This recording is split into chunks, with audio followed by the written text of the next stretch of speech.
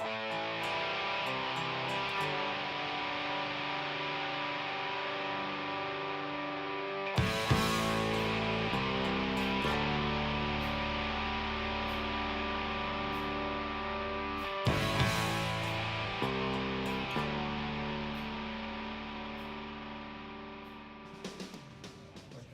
Syria, reports today of some continuing rifts within the opposition, some dispute between opposition in Syria and the expatriate opposition movement.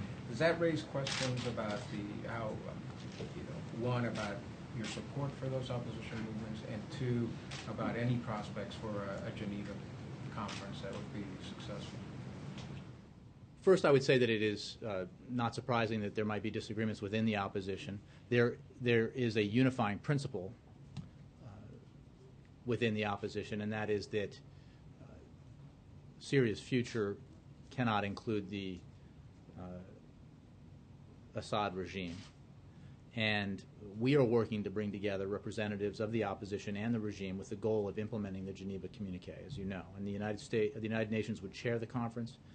Secretary Kerry has been meeting with other nations and a range of key supporters of the opposition to lay the groundwork for the conference. So we have been working with the opposition, together with our partners, to help them come together, to unify them around core principles.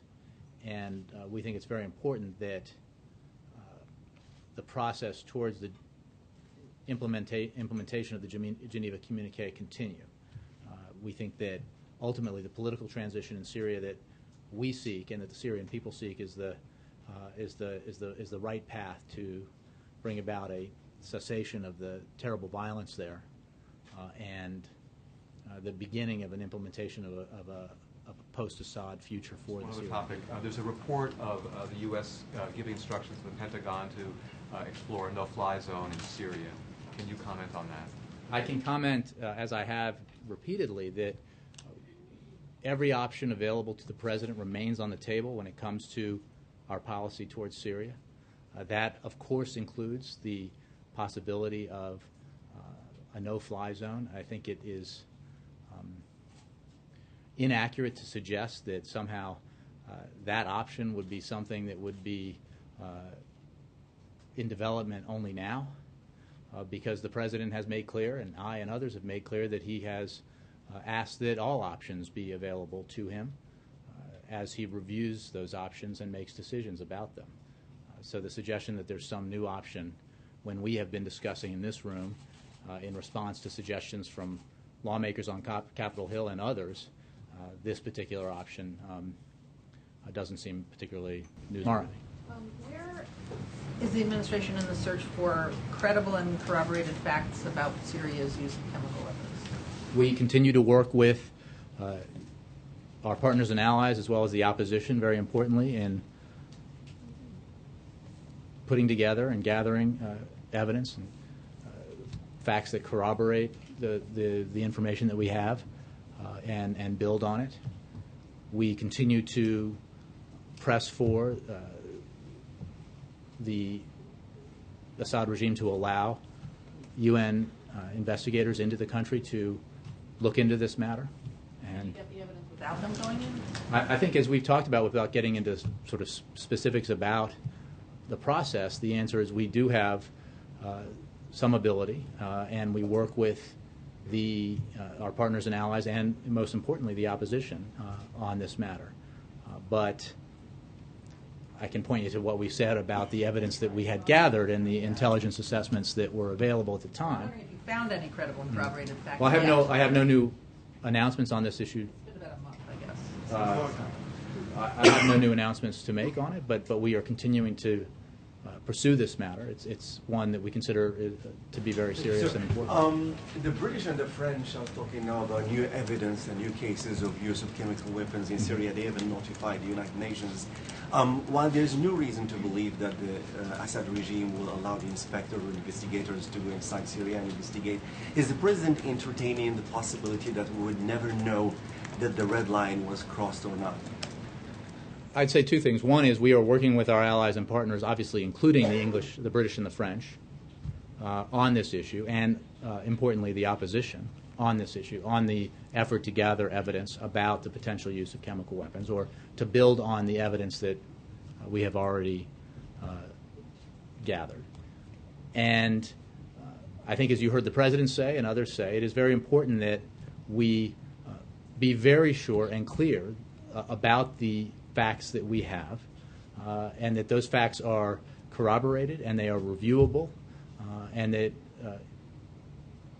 if a case is to be made for a policy response, that we ought to be able to make a very strong case. And at the time that we were discussing this, it was noted that there is some history of that I think demonstrates the need to be absolutely sure of your facts and absolutely sure that you have the ability to put together a series of facts that can be corroborated and reviewed and assessed if you're going to contemplate a policy response to crossing the red line.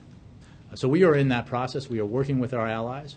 I think there's a concerted effort from a number of areas to try to gather information about this possible chemical weapons use, to document it, to prove it, and then to move forward once that process is completed, rather. Thank you. Jared? Jay, you've said from the podium repeatedly that Bashar al-Assad has to go. In a television interview, the Syrian foreign minister now says that Assad will remain the president of Syria until the 2014 elections and may run again.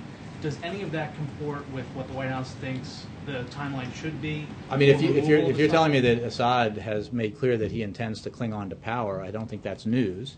I think the Syrian people disagree, and I think that we clearly disagree, and more importantly, the Syrian people, but allies of the Syrian opposition and people around the region and the world disagree with the proposition that Assad has a future as the leader of Syria. And the process that we talk about with the Geneva Communique has to result in a post-Assad Syria. Now, we've talked about the composition of the group of participants in those discussions, and that would obviously be something that everyone has to agree to, including the opposition. But the end result here has to be a political transition that does not include, as at the end, Bashar al-Assad in power. And could that be through an election that happens in Syria? Well, I think we are interested in bringing about that transition as soon as possible. That's why we've worked very assiduously on establishing, reinvigorating the Geneva Communique process and setting up a conference in June. And we're going to press to bring this about as quickly as possible, mindful of the many challenges that are out there to the conclusion of this process. Does the President have a reaction to Governor Chafee of Rhode Island, Lynn Chafee, saying that he's going to switch parties to become a Democrat? I would simply say that the President welcomes Governor Chafee to the party. Governor Chafee's been a longtime supporter of President Obama, and not as a party matter, but as a supporter of the President and his policy proposals. But I don't have any other response beyond that. Yes, Andre. I have a question on Russia. As we know, recently the Russians delivered their own message to the President. I understand you cannot talk about the content of the document, but has the President been able to review it? What is the general reaction? Is it moving our dialogue forward? What's happening? I'll have to take your question. I'm not aware of a document, but I can say that obviously we communicate with the Russian leadership all the time, and the President has had several conversations fairly recently with President Putin. The Russian President's national security advisor recently visited and brought a message like Mr. Donald. Right.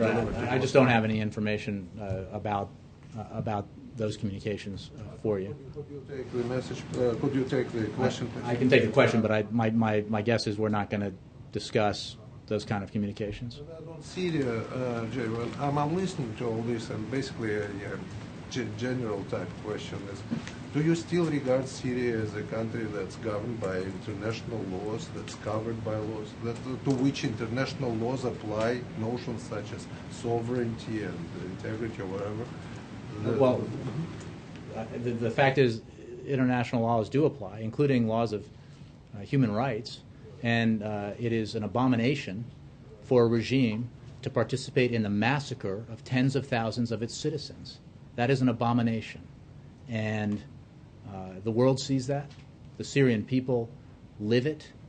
And we are committed with our allies and partners and the Syrian opposition to bringing about a future, or helping bring about a future for Syria that is a marked improvement on its present. The reason I was bringing this up was because I simply don't understand how a lawmaker from a different country can come into a place, into a different country's territory, and basically call for a regime change or something like that. What legal basis We have is there been for making that? clear as a matter of United States policy that we believe that Assad must not continue to rule Syria, that he has massacred his own people, that he has the blood of his own people on his hands, and that process continues. Bashar al-Assad long ago gave up the opportunity to participate in a transition process that would improve the future of the Syrian people and the Syrian nation. He chose instead to wage war on his people. And we are unapologetic about a policy position that calls for a future in Syria that does not include a tyrant who has demonstrated his willingness to murder his own people. And does it make Syria no man's land legally? I'm not even sure what your question is. I get the sort of basic motivation behind it. I think we just disagree on our basic view of the situation in Syria. Thank you all very much.